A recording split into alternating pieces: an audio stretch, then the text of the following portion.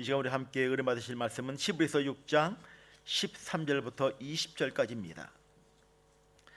하나님이 아브라함에게 약속하실 때에 가리켜 맹세할 자가 자기보다 더 큰 이가 없으므로 자기를 가리켜 맹세하여 이르시되 내가 반드시 너에게 복주고 복주며 너를 번성케 하고 번성하게 하리라 하셨더니 그가 이같이 오래 참아 약속을 받았느니라. 사람들이 자기보다 더 큰 자를 가리켜 맹세하나니 맹세는 그들이 다투는 모든 일의 최후 확정이니라. 하나님은 약속을 기업으로 받는 자들에게 그 뜻이 변하지 아니함을 충분히 나타내시려고 그 일을 맹세로 보증하셨나니 이는 하나님이 거짓말을 하실 수 없는 이 두 가지 변하지 못할 사실로 말미암아 앞에 있는 소망을 얻으려고 피난처를 찾은 우리에게 큰 안위를 받게 하려 하심이라. 우리가 이 소망을 가지고 있는 것은 영혼의 닷 같아서 든든하고 견고하여 회장 안에 들어가나니 그리로 앞서가신 예수께서 멜기세덱의 반차를 따라 영원히 대제사장이 되어 우리를 위하여 들어가셨느니라. 아멘. 저는 오늘 제목을 내가 반드시라는 제목으로 함께 말씀을 좀 나누길 원합니다. 우리 인생을 살아가다 보면 희미한 약속이 있고 확실한 약속이 있습니다. 그냥 그럭저럭 대충 하는 약속이 있고 분명한 약속이 있습니다. 믿기 어려운 약속이 있고 믿을 수 있는 약속이 있습니다. 사람의 약속은 희미하고 불분명하고 믿기 어려운 것들이 있을 수 있지만 하나님의 약속은 확실하고 분명하고 정확하다는 것입니다. 오늘 본문은 하나님이 얼마나 정확하고 확실하게 설명하여 주고 있는가를 오늘 말씀을 통하여 기록하여 주고 있습니다. 창세기 12장에 보면 하나님께서 아브라함에게 주신 약속이 나옵니다. 22장에도 약속이 기록되어 있습니다. 그런데 그 약속들은 단 하나도 어김없이 그대로 성취되었습니다.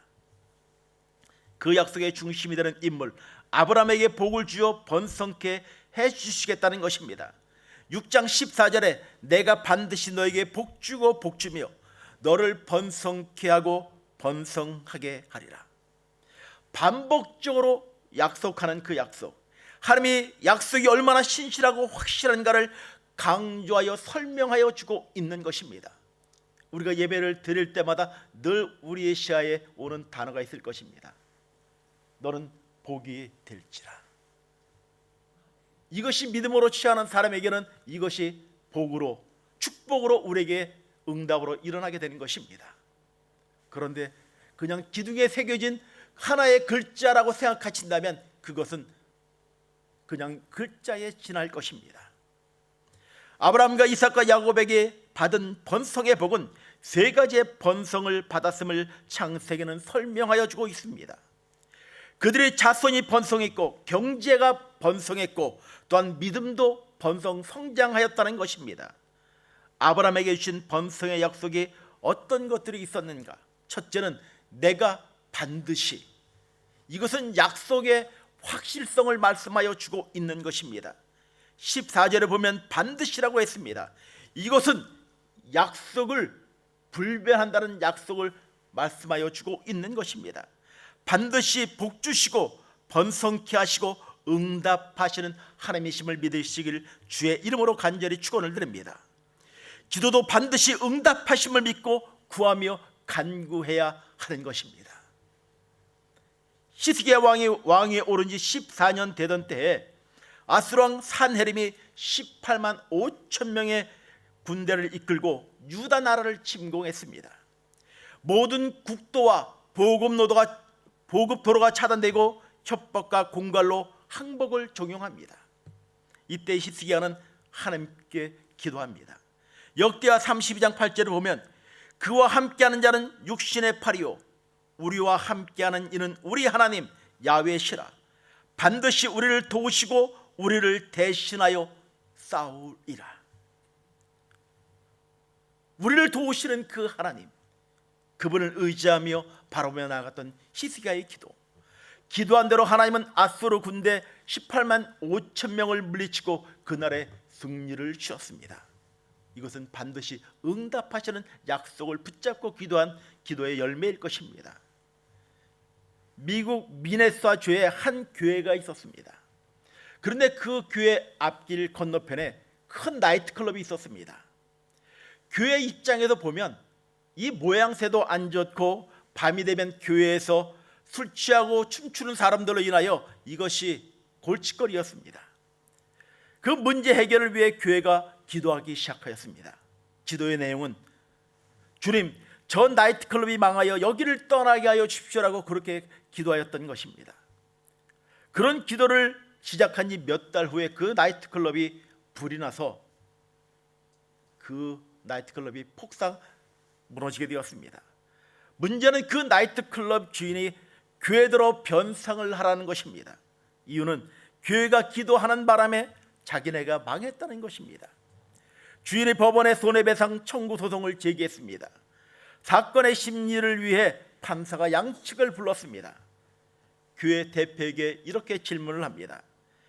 교회가 술집 망하게 해달라고 기도한 적이 있으십니까? 네, 그렇습니다. 그러면 기도할 때마다 술집이 망할 것을 믿고 기도했습니까? 무슨 소리입니까? 그거야 그냥 기도해 본 거죠. 절대로 믿고 기도한 것은 아닙니다. 그리고 술집 주인에게 물었습니다. 교회가 당신네 클럽이 망하게 해달라고 기도한 것을 알고 있습니까? 네, 한 달 정도쯤 알고 있었습니다. 그러면 교회가 기도한 대로 술집이 망하려는 것을 믿었습니까? 반드시 100번, 1000번 믿었습니다. 이것은 실제 있었던 이야기입니다. 역설적인 이야기지만 누가 더 잘 믿는 사람인가를 생각하게 하는 내용일 것입니다. 하나님은 약속대로 반드시 응답하여 주십니다. 두 번째는 변치 않는 약속의 불변성이라는 것입니다. 17절에 보면 그 뜻이 변하지 아니함을 충분히 나타내시려고, 18절에 보면 하나님이 거짓말을 하실 수 없다라고 기록하여 주고 있습니다. 이 말씀은 하나님의 약속의 불변성을 말하여 주고 있는 것입니다. 힘들다고 변하고, 속상하다고 변하고, 병들고 실패했다고 변한다면 신앙생활을 지키는 것이 어려울 것입니다. 왜냐하면 세상을 살다 보면 힘들고 어렵고 괴로운 일이 겹겹이 쌓여 있기 때문에 그런 것입니다. 그때마다 변한다면 그 신앙은 설 자리가 잃어버리게 될 것입니다. 히브리서 13장 8절에 예수 그리스도는 어제나 오늘이나 영원히 변하지 않는다고 합니다. 다니엘서 6장 26절에 그는 사신 하나님이요 영원히 변치 않는다라고 기록합니다. 요한계시록 1장 17절에 처음과 나중 알파와 오메가가 되신다라고 말씀하십니다. 예수님은 영원히 변치 않으시며 시작과 끝이 있다는 것입니다. 1927년 아더 루터가 지은 찬송 중에 이 세상 친구들이라는 찬송이 있습니다. 찬송가 394장입니다. 이 세상의 친구들 나를 버려도 나를 사랑하는 이 예수뿐일세. 검은 구름 덮이고 광풍 일어도 예수 나의 힘되니 겁낼 것 없네. 괴로운 일 당해도 낙심 말아라. 영원하신 주 능력이 붙드시겠네. 예수 내 친구 날 버리지 않네. 온 천지는 변해도 날 버리지 않네. 영원히 변치 않고 도우시고 함께 하시고 붙드시는 예수 그리스도이십니다. 세 번째는 든든하고 견고하십니다. 19절에 보면 든든하고 견고하며라고 말씀하여 주고 있습니다. 예수 그리스도는 그 어떤 것보다 견고하고 든든하십니다. 그 어떤 힘도 예수 그리스도를 무너뜨리고 넘어뜨릴 것은 아무것도 없다는 것입니다. 그래서 시인은 주는 나의 반석이라고 노래하고 있습니다. 그러나 세상의 것들은 제 아무리 크고 견고하다 할지라도 완벽한 것은 아무것도 없습니다.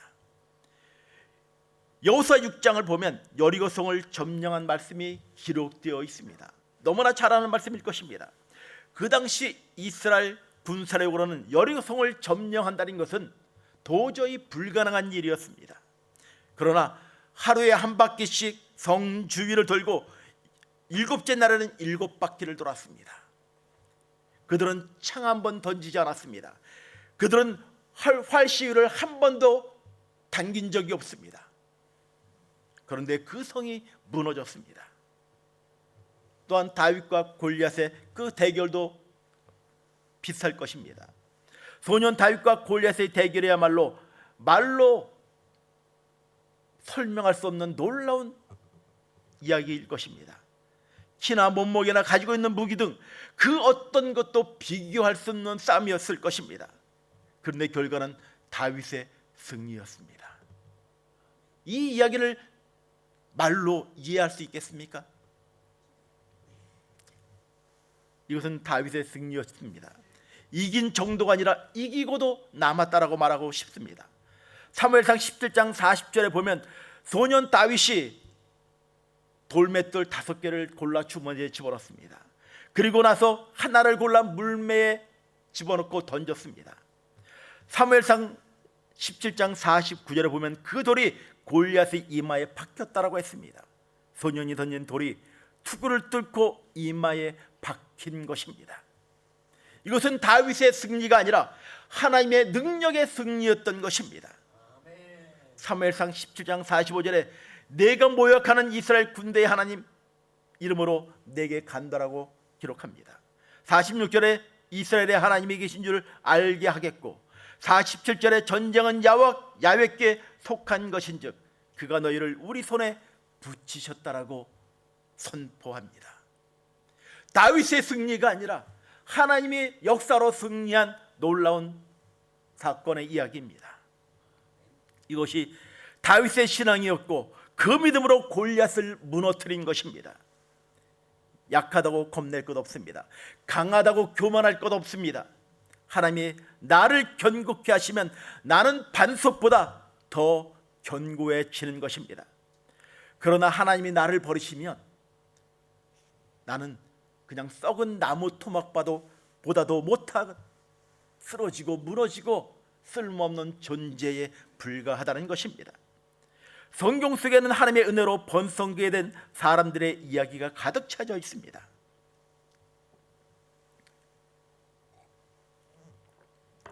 아브라함과 이삭과 야곱, 다윗 등 모두가 하나님의 번성케 해준 사람들이었습니다. 한번 이삭의 예를 들어보길 원합니다.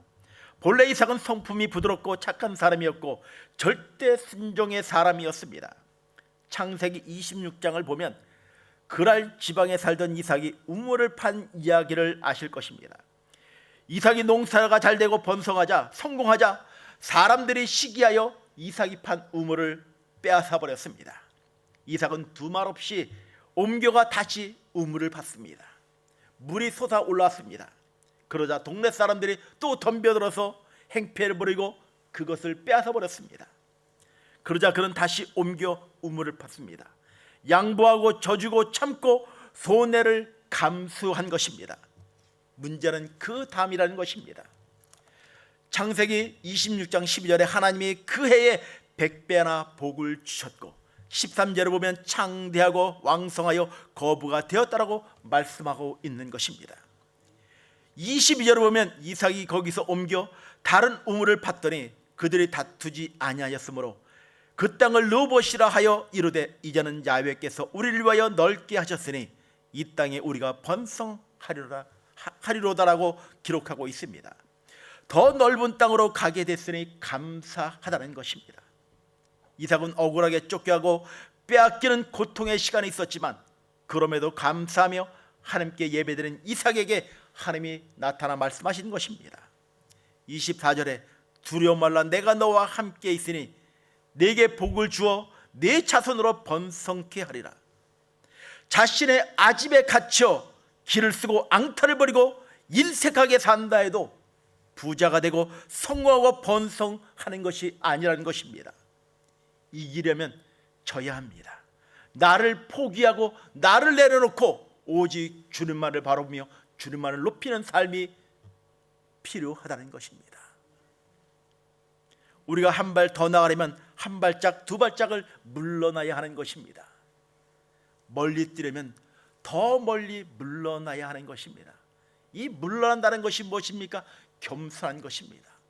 무릎으로 하나님의 얼굴과 하나님의 도우심을 구하는 삶이 우리에게는 필요하다는 것입니다. 예수님은 인간을 구원하기 위하여 십자가에 죽으셨습니다. 만일 십자가 대속의 사랑이 없었다면 우리가 이 자리에서 하나님을 찬양한다고요? 말씀 가운데 역사하신 그 하나님과 동행한다고요? 아마 불가능할 것입니다. 그 사랑이 나를 붙잡고 있기에 우리는 그러한 고백을 드리는 것입니다. 번성하는 비결은 무엇입니까? 첫째는 번성의 주체, 즉 번성케 하시는 분이 하나님이심을 믿어야 하는 것입니다. 둘째는 내가 하면 안 되고 하나님이 하시면 된다는 믿음을 가져야 하는 것입니다. 셋째는 아브라함처럼 독자라도 드리고 이삭처럼 져주고 물러서고 양보해야 하는 것입니다. 넷째는 순전하고 깨끗한 마음을 지녀야 하는 것입니다. 아마 번성은 우리의 소원이고 기대일 것입니다. 사랑하는 성도 여러분, 모두가 영적으로 육적으로 경제적으로 번성하기를 주의 이름으로 간절히 축원을 드립니다. 반드시 번성케 하리라 말씀하시는 주님의 약속이 성도 여러분들의 심령과 삶 속에 구체적으로 성취되기를 주의 이름으로 간절히 축원을 드립니다. 반드시 번성케 하리라 약속하신 그 하나님을 붙잡고 일하실 그 하나님을 기대하는 우리 믿음의 성도들의 삶들이 되길 주의 이름으로 간절히 축원을 드립니다.